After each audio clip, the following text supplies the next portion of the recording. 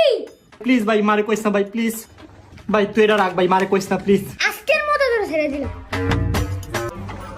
কি হলো আগে কি এ ফুল কেটে দিবে ও তোর গার্লফ্রেন্ড আছে না আমি আগের থেকে জানি আমি আজকে আমি সিওরিটি দাঁড়া আজকে মার কাছে প্লিজ ভাই তুই মারে কইস না দাঁড়া তোর লাগে আমি একটু ব্যবস্থা করতেছি 20 থেকে 100 টাকা দিয়ে কাম হইব না আমার ডাইরেক্ট 1000 টাকা